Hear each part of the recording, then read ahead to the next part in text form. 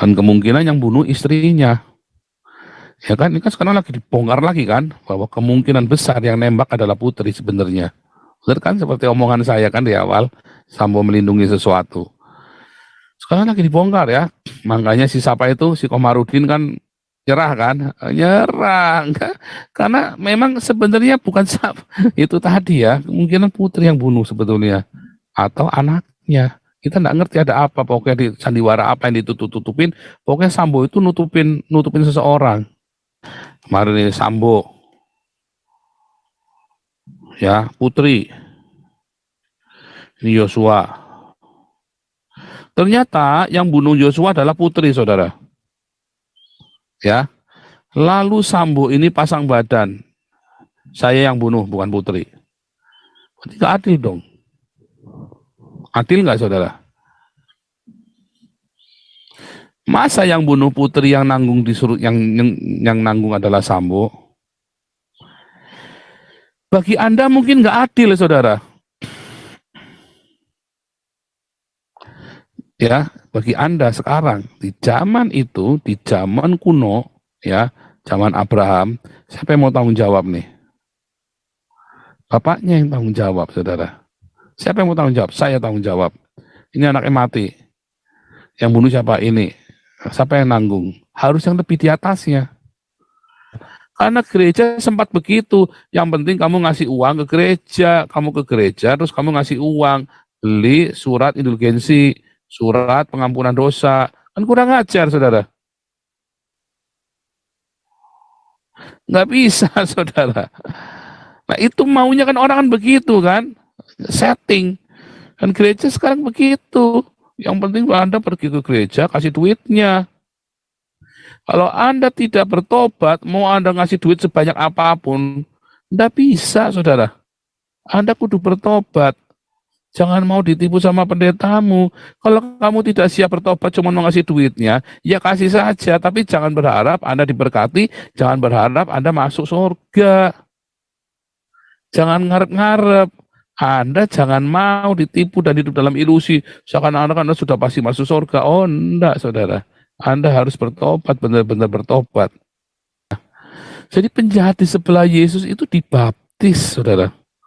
Jangan bilang nggak dibaptis. Ya, dengan baptisan model Yohanes, baptisan para imam. Kita membaca dari Lukas 23.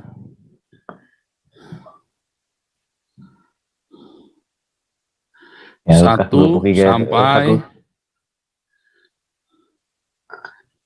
sampai 43. Ya, firman Tuhannya ini hari ini ya judulnya penjahat di sebelah Yesus ya. Nah, saudara, ketika dalam diskusi ya, ini orang-orang itu sangat yakin ya bahwa sekalipun Anda jahatnya seperti apa, yang penting Anda percaya Yesus, Anda pasti selamat, saudara. Nah, terus setelah itu ya berbuat jahat lagi tidak apa-apa, Anda tetap akan selamat masuk surga. Nah, itu adalah kebodohan pengajaran, saudara. Karena Alkitab dengan jelas sekali ya mengatakan orang-orang yang sudah menerima kebenaran, tetapi kemudian dia meninggalkan kebenaran itu hukumannya lebih berat, saudara. Ya. Yang kedua, bahwa Anda harus mengerjakan keselamatanmu. Ya. Kalau Anda tidak mengerjakan keselamatanmu, ya Anda akan ditolak. Paulus pun berkata, aku sendiri melatih tubuhku sedemikian rupa, supaya jangan sampai aku memberitakan Injil, lalu aku sendiri ditolak. Iya kan? Dan yang ketiga, Tuhan Yesus berkata, masuklah melalui pintu yang sempit itu. Ya kan? Nah, banyak orang salah kaprah, saudara, terus, saudara. Nah, itu ayat-ayat ini mau dikemanain? Oh, itu artinya begini, diputar-putar, enggak karu-karuan. Jangan, artinya sudah begitu, saudara. Ya. Artinya sudah begitu, sudah jelas. Jangan diapa-apain lagi, saudara. Firman Tuhan sudah berkata dengan jelas. Nah, kita buka yang pertama ya.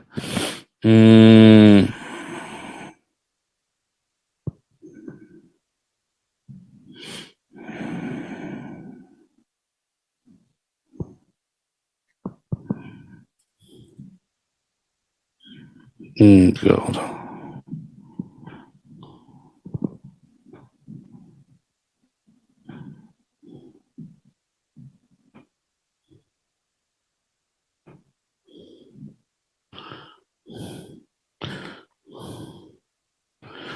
Oh, belum ya.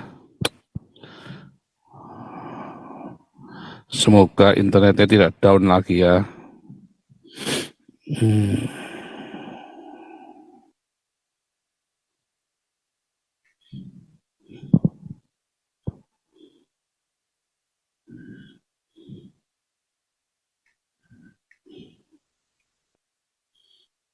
Ini saudara yang pertama ya, Ibrani 10 ayat 26.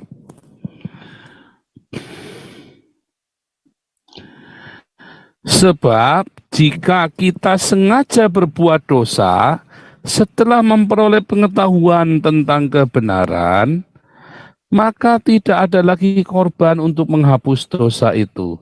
Tetapi yang ada ialah kematian yang mengerikan akan penghakiman dan api yang dahsyat yang akan menghanguskan semua orang durhaka. Ya, nah, ini kelanjutannya, keterangannya nih, jika ada orang menolak hukum Musa, Torah itu ya, ia dihukum mati tanpa belas kasihan dan atas keterangan 2-3 orang saksi. Betapa lebih beratnya hukuman yang harus dijatuhkan atas dia yang menginjak-injak anak Allah, yang menganggap najis darah perjanjian, yang menguduskannya, dan yang menghina roh kasih karunia. Nah, ini adalah cerita tentang para itu ya, murid Sabahani Christian, Irina Handono, Moko Ginta itu udah di ini ya, udah di alam maut gitu ya, di Hades, dan itu pasti masuk neraka kalau sudah di Hades, saudara. Dari mana taunya? Saya dapat penglihatan, saudara. Memang Moko Ginta ada di sana ya, ada di Hades, lagi merintih-merintih, lagi nyeselin, lagi nyala-nyalain orang tuanya itu ya. Gitu ya, saudara. Jadi nggak ada cerita sekali selamat tetap selamat. Enak aja, salah itu ya. Orang itu bisa meninggalkan ya, seperti Hani Christian. Kenapa? Karena dia tidak aletheia, saudara. Dari awal imannya nggak benar. Moko Kinta, Irena Handono, nggak benar. Anda harus punya iman yang benar dulu, saudara. Balik lagi, penjahat di sebelah Yesus itu bagaimana? Nanti dulu, ya. Belum, saudara, nanti satu-satu. Saya tunjukkan faktanya dulu ya. Saya tunjukkan faktanya dulu. Kemudian itu yang pertama. Yang kedua, saudara,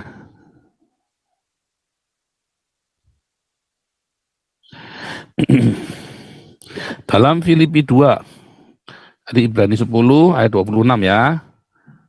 Mana tadi?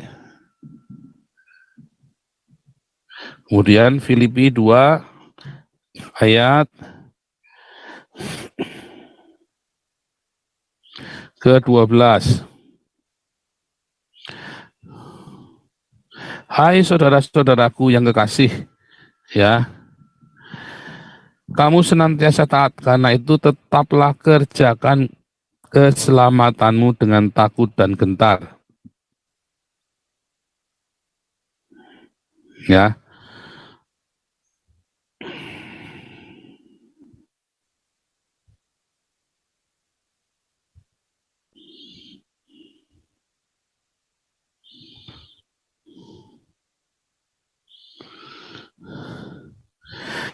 Nah, ini kaitannya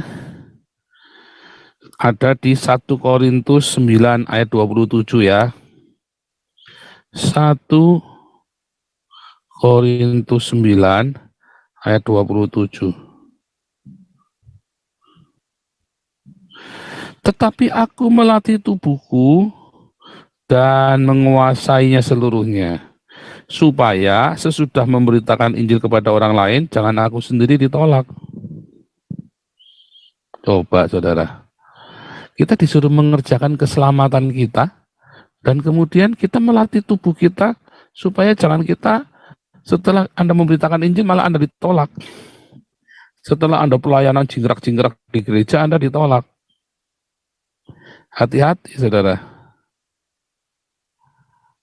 Ya,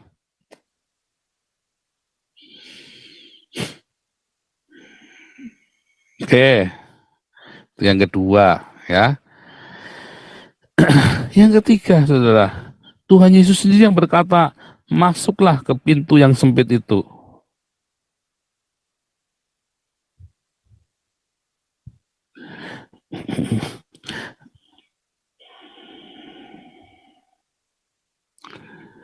Matius 7 ayat 13. Matius 7. Oh, nih. Ayat 13-14 ya. Karena itu, masuklah melalui pintu yang sesak itu, karena lebarlah pintu dan luaslah jalan yang menuju kepada kebinasaan, dan banyak orang yang masuk melaluinya. Karena sesaklah pintu dan sempitlah jalan yang menuju kepada kehidupan, dan sedikit orang yang mendapatinya. Ini kan? Nggak main-main, saudara. Disuruh kita masuk melalui pintu yang sempit. Nah, kemudian diajarin sama pendeta-pendeta, yang penting Anda masuk gereja, sudah selamat. Oh, salah, saudara. Ya, Anda masuk gereja itu belum selamat, malah bisa-bisa Anda jadi tambah jahat, saudara. Ya, saya dulu full timer di sebuah gereja. Kemudian saya melayani Tuhan, ya. Ketika saya full time di gereja, malah saya merasa jauh dengan Tuhan. Ketika saya bekerja sekuler, ya, disitulah kedekatan saya dengan Tuhan. Ya, hidup saya tiap hari itu bergantung sama Tuhan, karena pekerjaan saya berbahaya sekali, saudara. Saya jaga ngawal barang ke perkebunan sawit yang isinya bajing loncat, saudara. Ya, dari Lampung, Sumatera bagian selatan, dari Lampung sampai Bengkulu. Dan saya dikelilingi dengan orang-orang yang jahat, saudara. Preman-preman, ya, gangster-gangster, yang mereka itu kasih 10 juta saja suruh bunuh orang, bunuh, saudara. Bayangin. Di situ saya tiap hari berseru sama Tuhan, minta perlindungan Tuhan.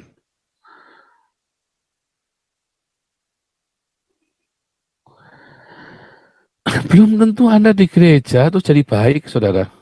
Saya nggak terus menghalang-halangi Anda ke gereja, enggak. Ya, di gereja terus orang pakainya rok mini sambil angkat tangan gitu ya, wah, sambil ini bajunya keangkat semua, tetenya kelihatan semua, saudara. Seksi-seksi, mulus-mulus. Saudara nyembah Tuhan, nggak tambah nyembah Tuhan, tambah ngaceng kan, saudara kan. Akhirnya saudara berdosa kan, malah kan. Ya karena pendetanya nggak mendisiplin Anda. Kalau itu anak-anak kecil ya bagus, lucu. Ya kalau sudah keluar buah dadanya, terus Anda gitu terus pakai you can see, pakai yang ngeri, saudara. Sekarang striptis masuk gereja, ngeri, saudara. Jangan. Gereja nggak ngajari yang bener, malah ngajari ngawur. Demi apa? Omset, ya kan? Anda tetap harus, ya, yang Paulus katakan kalau mau ke gereja bertudung kepalanya, bukan berjilbab ya, berkerudung itu seperti istrinya Gus Dur itu loh, berkerudung, bukan seperti istrinya Jokowi, bukan, seperti istrinya Gus Dur yang berkerudung, bukan seperti istrinya Jokowi, itu namanya berjilbab itu. Ya. Yang pertama, saudara. Jadi gereja sendiri mengundang banyak hal-hal yang nggak benar, karena gembalanya nggak mendisiplin jemaatnya, ya kan. Kedua, gereja kemudian yang penting Anda datang, yang penting orang pada datang, pada ngasih kolektor, saudara. Terus saudara dimotivasi ya untuk memberi kepada gereja supaya Anda diberkati oleh Tuhan. Jadi untuk diberkati itu Anda harus memberi kepada gereja, saudara. Salah juga, saudara. Nggak begitu. Itu jalannya paling gampang, sama saja Anda kalau mau menang perkara, yaitu sama si Alvin Lim itu kan. Kalau mau menang perkara bayar, saudara. Nggak apa bedanya. Tuhan nggak ngajarin seperti itu, saudara. Anda nggak bisa terus mau diberkati, Anda nabur yang banyak buat gereja. Oh, enggak, saudara. Anda ingin diberkati, masuklah melalui pintu yang sempit itu. Maka engkau akan hidup dalam keberkatan. Melalui pintu yang sempit itu. Sangkal diri, pikul salib setiap hari, saudara. Nggak sembarangan.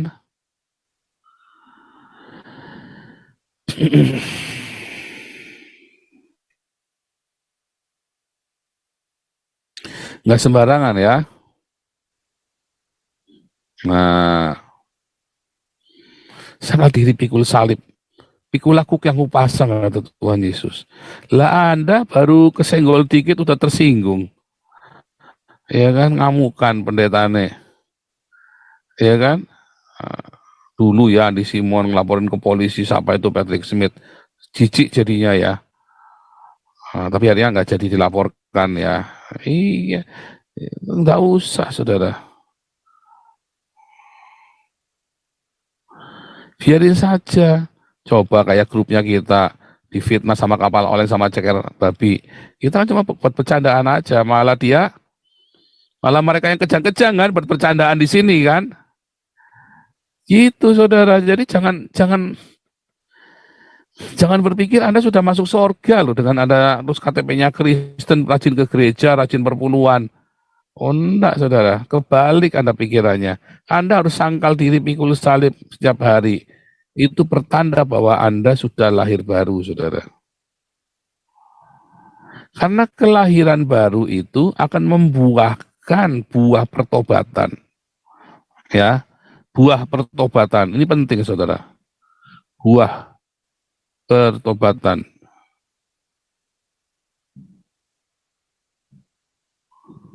Ya,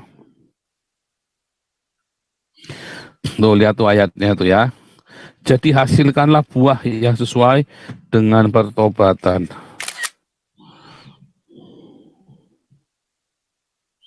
Ayatnya sama ya tuh ya, Matius 3 ayat 8, Lukas 3 ayat 8.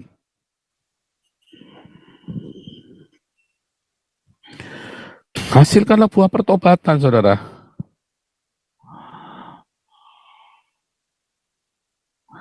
Jadi pertobatan itu pasti akan berbuah. Kalau pertobatanmu itu tidak berbuah pertobatan, kamu belum bertobat.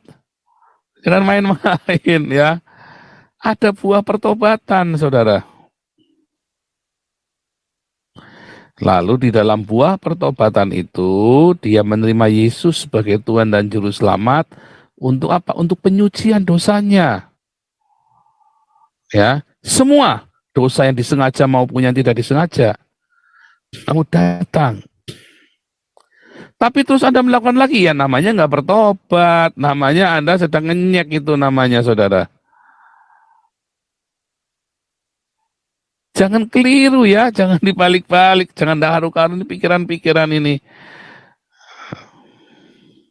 Makanya di dalam prosesnya itu, ketika kita masuk melalui pintu yang sempit, sangkal diri, pikul salib, kita mengerjakan keselamatan kita, saudara. Mengerjakan keselamatan kita dan melatih tubuh kita, melatih daging kita, menguasai hawa nafsu kita. Supaya ketika kita habis memberitakan Injil, jangan kita ditolak. Gara-gara apa? Ternyata kita belum lahir baru. Kalau Anda bolak-balik gagal mengatasi hawa nafsumu dan Anda tidak bisa menguasai dirimu, ya, Anda harus datang sama Tuhan. Jangan-jangan memang Anda belum lahir baru. Anda bertobat. Jangan lupa itu, saudara. Jangan dibolak-balik. Nah, kemudian Anda kerjakan keselamatanmu setiap hari, ya, dalam bermarturia, berdiakonia, bersaksi, jadi terang, dan berdiakonia, membagi hidupmu. Kalau Anda masih pelit, tidak suka berbagi, Anda motifnya adalah ngasih perpuluhan supaya dapat balikannya banyak, Anda sedang belum bertobat. Anda kasih ke Damaris dengan sukacita, karena Damaris ini buat ngasih makan orang miskin. Itu yang benar. Bukan buat saya. Ya, saya juga nggak pernah minta. Kalau Anda ngasih saya terima, tetapi saya tidak pernah meminta-minta. Makanya tidak ada nomor rekening saya ada di YouTube saya kan.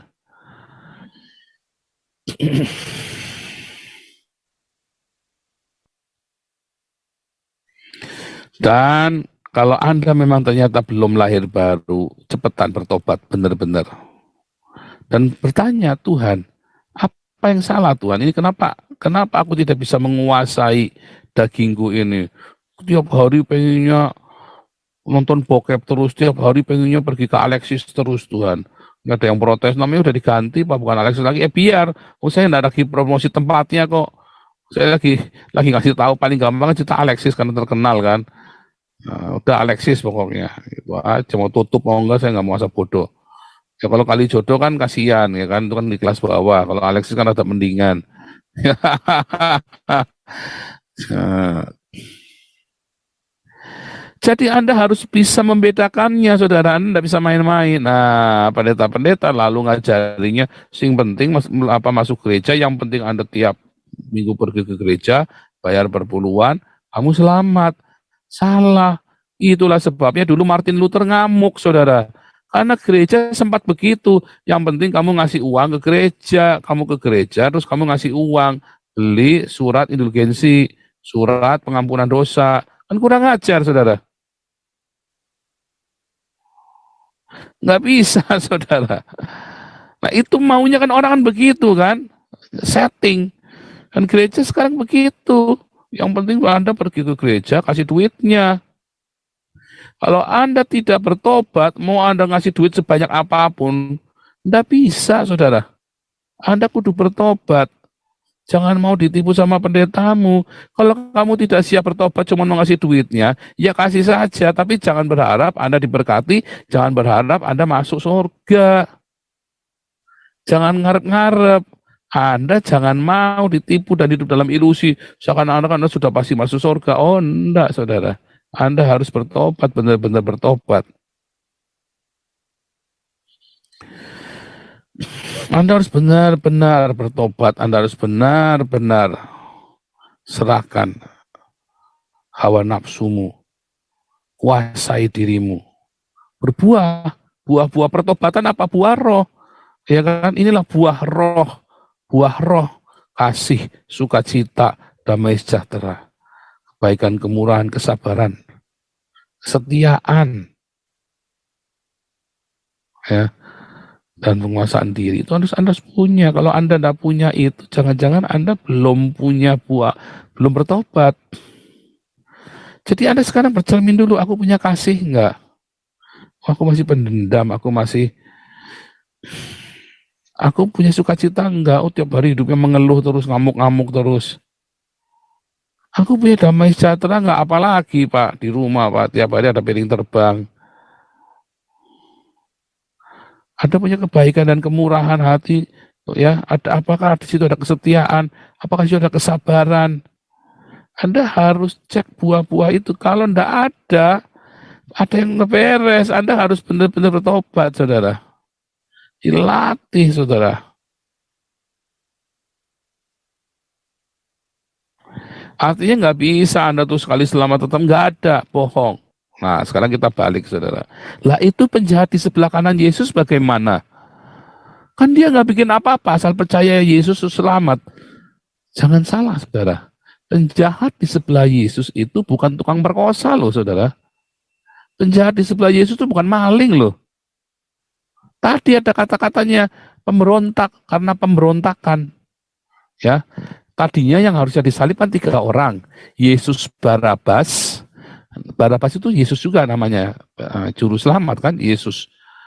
Yesus Barabas, ya, dan 2 temannya itu. 3 serangkai ini, ya, mereka itu adalah orang-orang zelot, saudara. Mereka itu adalah pasukan pemberontak. Mereka hidupnya baik, saudara, nggak, bukannya main-main. Oh, belum dibaptis, sudah, saudara. Orang Yahudi ketika mereka mau berangkat perang, mereka dibaptis dulu oleh para imam.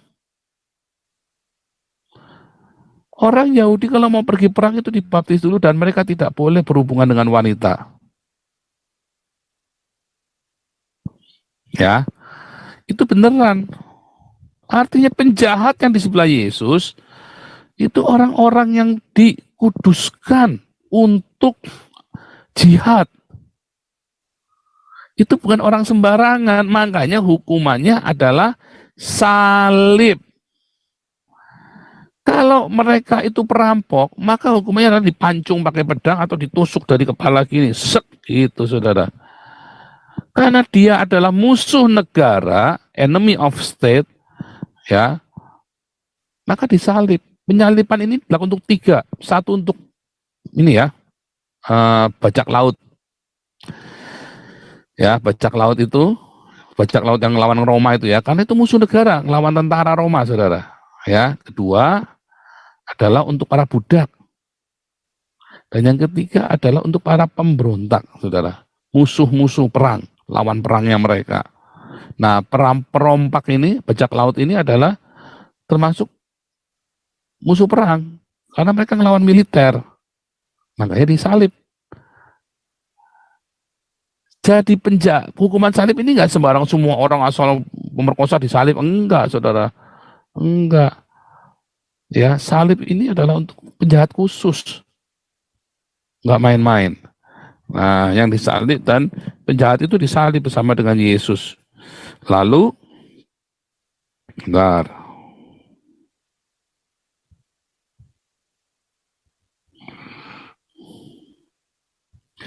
Coba ya, kita buka.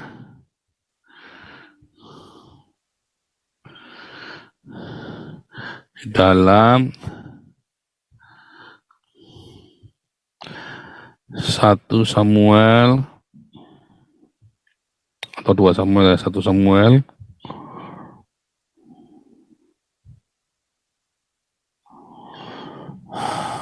Nah, ini ya.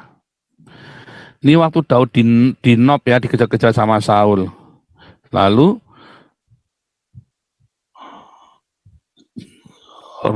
ya, mulai dari ayat 1, sampailah Daud ke Nob kepada Ahimelech, imam itu. Dengan gemetar Ahimelech pergi menemui Daud dan berkata kepadanya, mengapa engkau seorang diri dan tidak ada orang bersama engkau? Jawab Daud kepada imam Ahimelech, raja menugaskan sesuatu kepadaku, katanya kepadaku, siapapun juga tidak boleh mengetahui sesuatu yang kusuruh kepadamu dan yang kutugaskan kepadamu.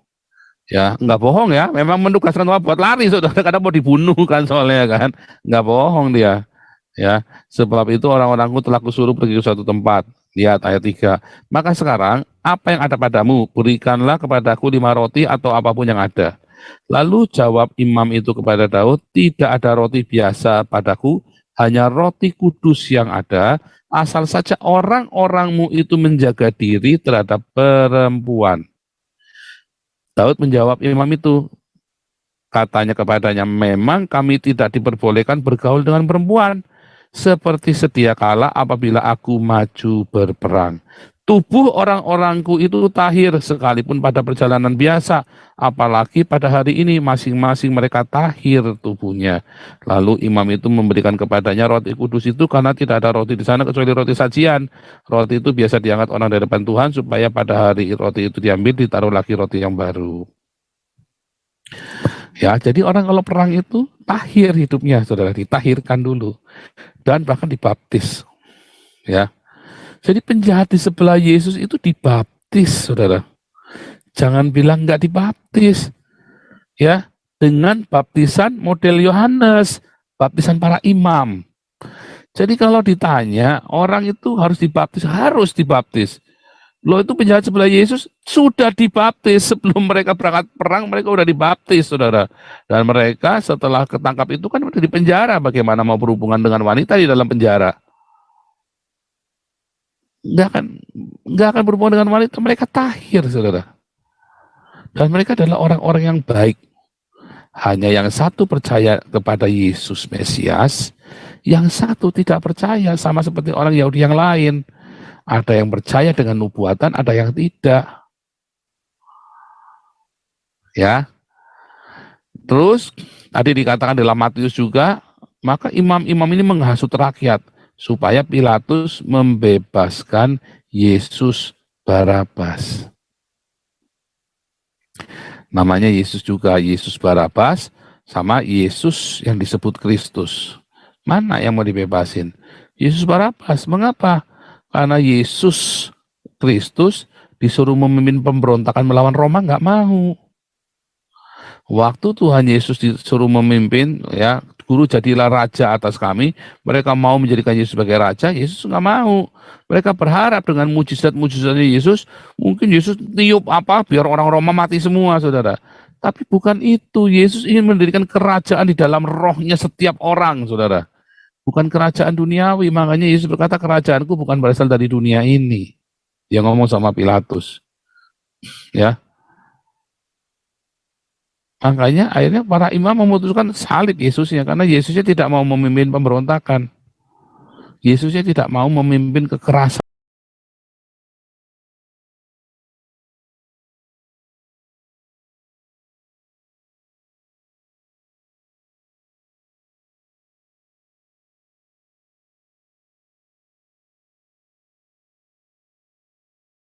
Itu SMA ya saudara, saya pernah debat sama anaknya Ustadz saudara. Terus dia bilang sama saya, ya kan tentang kasih, ajaran kasih itu tidak masuk akal. Karena kalau kita mengasihi, kamu dibunuh mengasihi, semua orang Kristen mengasihi, umatmu habis no. Terus saya bilang, ya nyatanya enggak habis-habis. Benar, saudara. Nyatanya hari ini orang Kristen banyak yang dibunuh, banyak yang dibakar. Nyatanya enggak habis-habis, saudara. Iya kan? Enggak habis-habis, orang Kristen malah tambah bertambah banyak. Iya kan? Nah, enggak habis-habis.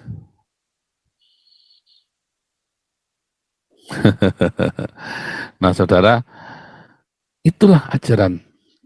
Ya, itulah penjahat yang di sebelah Yesus. Enggak main-main. Itu benar-benar orang-orang yang ditahirkan, saudara.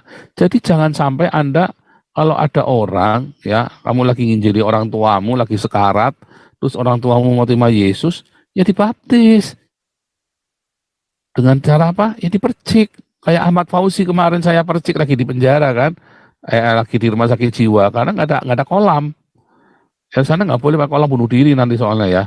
Nah, makanya di situ saya baptis waktu di rumah sakit jiwa itu. Saya percik, saya kerucuk pakai air, saudara. Yang penting itu air, karena arti baptis adalah dipermandikan. Bukan diselam, bapto itu diselam. Baptis artinya mandi, cuci, dicuci.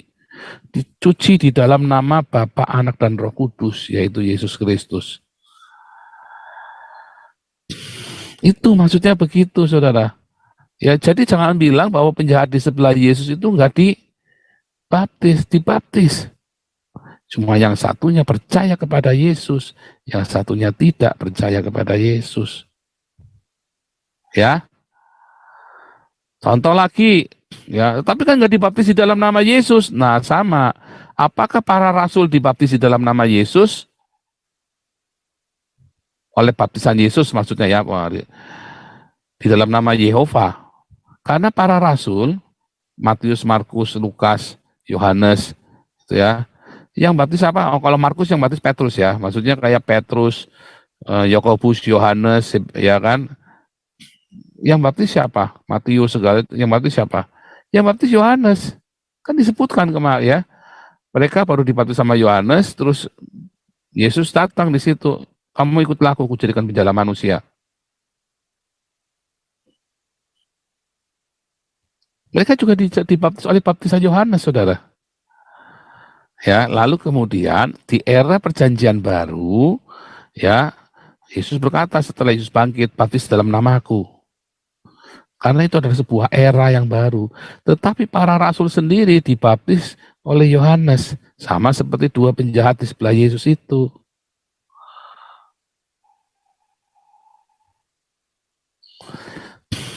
Ya, karena para rasul sendiri pun tidak dibaptis di dalam nama Yesus. Yang baptis Yohanes, saudara. Ya, jadi harus dibaptis ya. Anda ya yang sudah yang orang-orang yang sudah tua. Oh, kemarin ada dibaptis dua ya. Ada dua orang yang dibaptis. Belum kesaksian ya. Ini Pak Siliwangi apa Bu Rianti, tolong minggu depan orangnya suruh kesaksian ya. Kenapa dia mau dibaptis? Ada dua lagi ya dari komunitas kita yang dibaptis ya. Nah, dibaptis itu.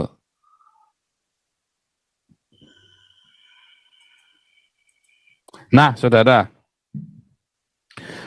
balik lagi. Lalu apakah penjahat di sebelah Yesus itu kan nggak berbuat apa-apa tetap selamat?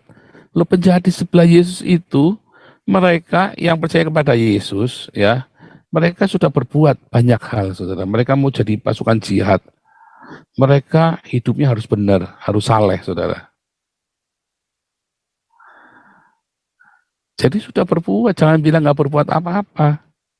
Hanya waktu itu dikonfirmasi keselamatannya oleh Yesus, sementara yang satunya tidak mau percaya.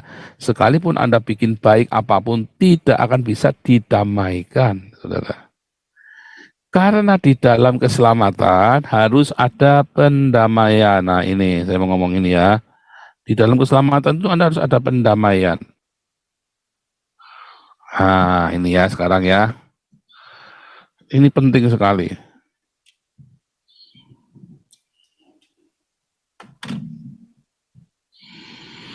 Mengapa harus percaya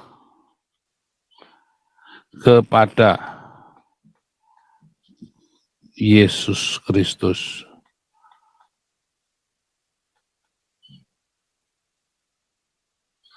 Nggak cukup baik, saudara. Nggak cukup cuma berbuat baik, nggak bisa. Kalau Anda berbuat baik, ya, segala amalmu dan kejahatanmu akan dihitung, saudara. Ya, akan ditimbang.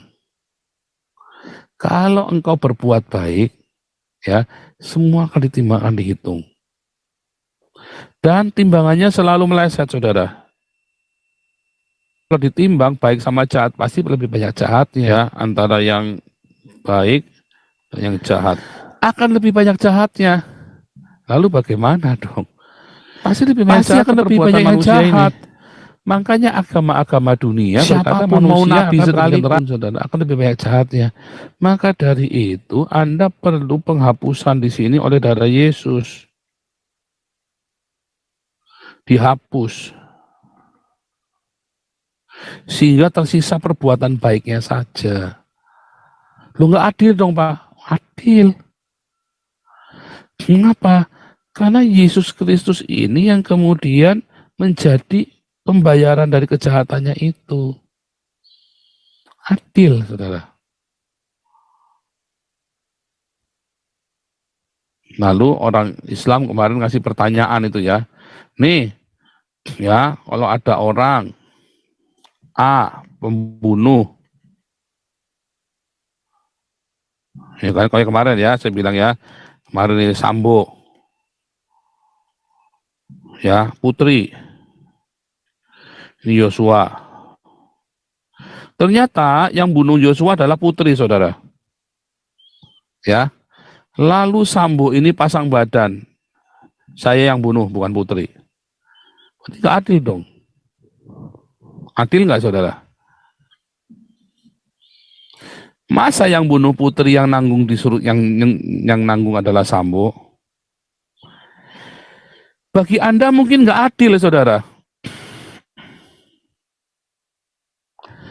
Ya, bagi Anda sekarang di zaman itu, di zaman kuno, ya, zaman Abraham, siapa yang mau tanggung jawab nih? Bapaknya yang tanggung jawab, saudara. Siapa yang mau tanggung jawab? Saya tanggung jawab. Ini anaknya mati. Yang bunuh siapa? Ini. Siapa yang nanggung? Harus yang lebih di atasnya. Kalau misalnya Putri, ya Putri yang membunuh, lalu si Kuat bilang, saya yang bunuh. Atau Baradae, saya yang bunuh. Ini namanya nggak adil, saudara. Lah Baradae sopo? Ya, tapi ini diganti yang lebih. Nah, itulah keadilan itu di situ. Nah, tapi kan hukum tidak bisa menerima. Itu kan hukumnya kita sekarang. Hukumnya zaman dulu menerima, saudara. Di zaman dulu, di zaman purbakala, mereka menerima. Hukum itu boleh tuker nyawa. Ya udah saya yang ganti.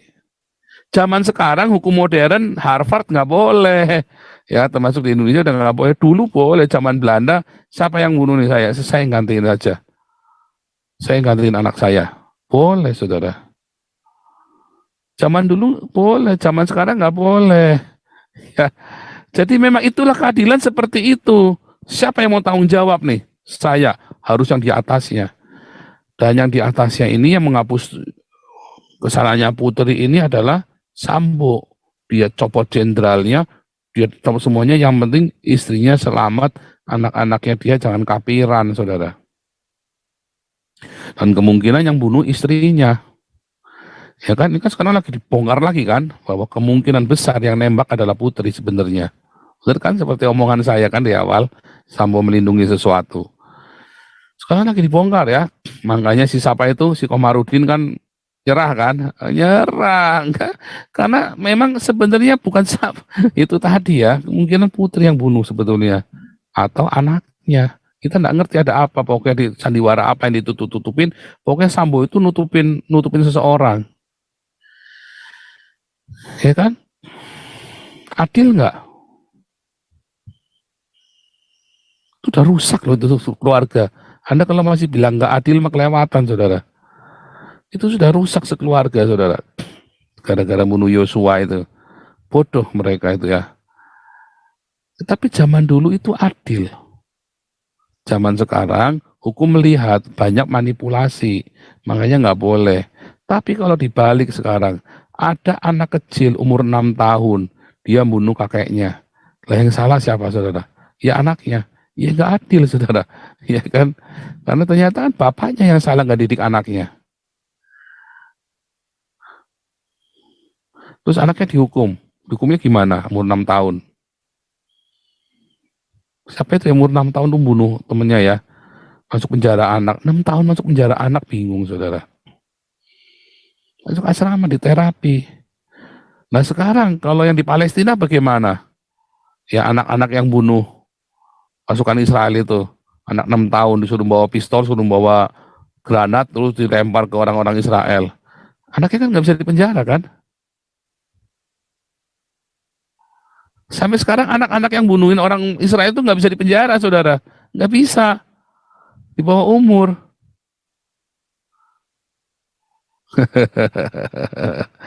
Nah itulah keadilan versi manusia yang sangat rapuh. Tetapi Yesus berkata, ganti. Karena apa, saudara? Karena yang ditebus ya adalah jiwanya, saudara. Penebusan ini berlaku adalah jiwanya, bukan tubuhnya. Anda yang membunuh di dunia ini, Anda pembunuh ya, Anda membunuh nih.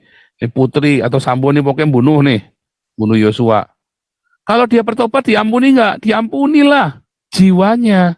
Lah badannya ya tetap masuk penjara, enak aja. Tetap harus masuk penjara. Kalau hukumnya di Amerika ya kalau dia pembunuhan berencana ya tetap dihukum mati. Jiwanya ya bertobat supaya selamat. Nah itulah yang dihapus, saudara. Jiwanya, dosanya, oleh pengampunan, ya kan? Pengampunan. Dan iblis nanya, enak aja.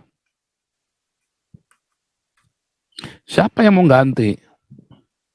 Yesus berkata, aku yang ganti. Dia harus menggantikan, saudara. Karena iblis mau jiwa-jiwa ini semuanya masuk neraka, sesat semua.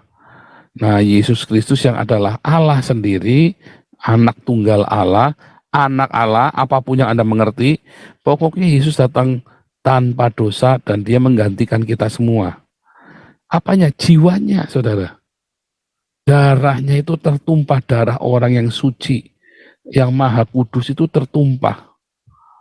Makanya iblis kalah.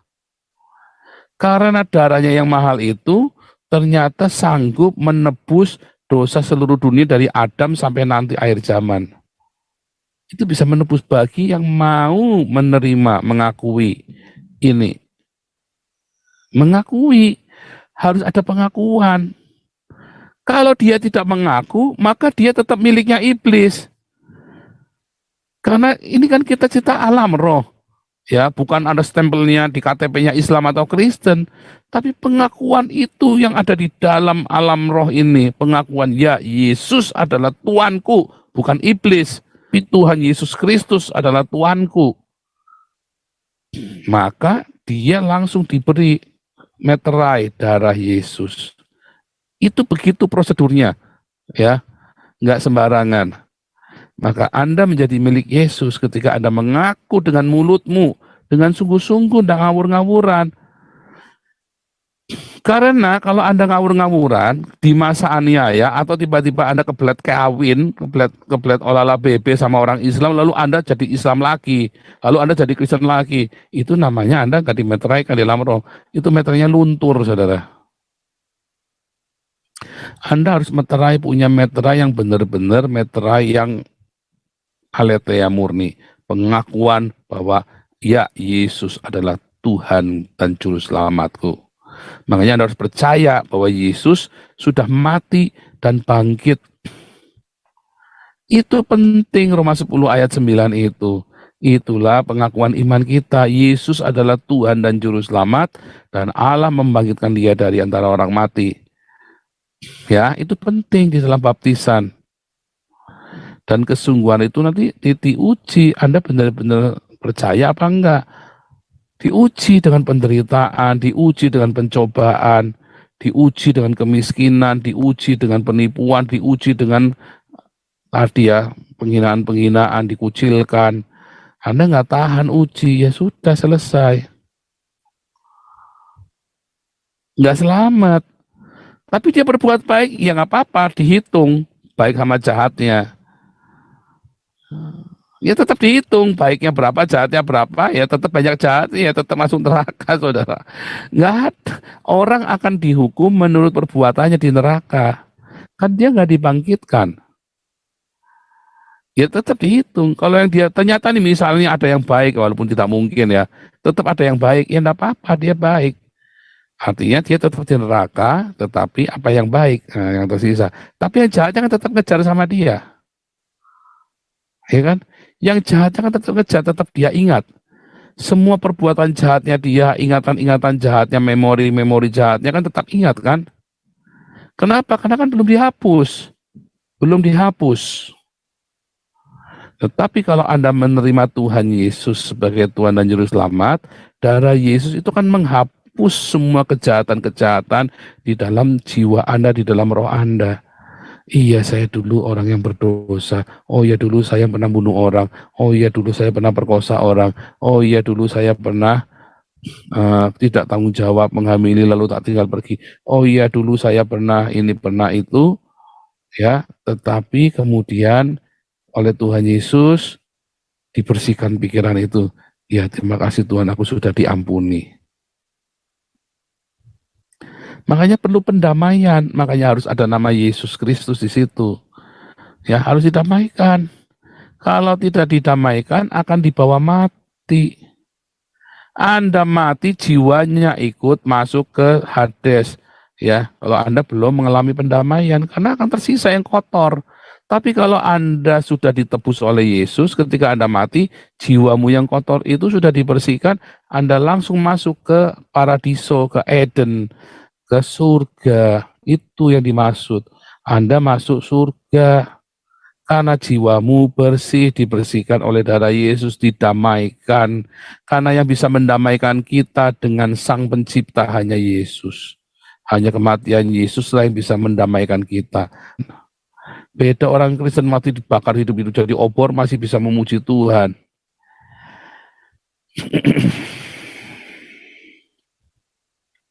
Begitu ya. Jadi Anda mengerti pentingnya penebusan oleh Yesus Kristus. Ya. Dan bagaimana prosesnya. Anda didamaikan supaya Anda bisa berdamai dengan Sang Pencipta. Kalau kita bisa berdamai dengan Sang Pencipta, maka kita akan berdamai dengan diri sendiri. Lalu kita bisa berdamai dengan sesama kita, dengan musuh-musuh kita. Kalau Anda tidak bisa berdamai dengan diri sendiri, sulit untuk berdamai dengan musuh-musuhmu. Sehingga kamu tidak bisa mengasihi sesama manusia. Karena kamu saja tidak berdamai dengan diri sendiri, tidak mengasihi dirimu sendiri. Begitu ya.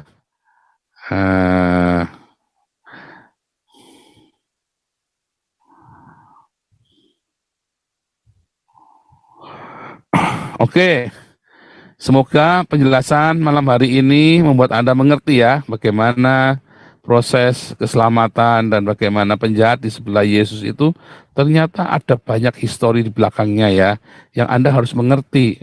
Baca Alkitab secara menyeluruh nanti Anda paham, oh ternyata ceritanya begini. Ya, oke, Tuhan Yesus memberkati. Cukup ya, sekarang Owen, silakan Owen.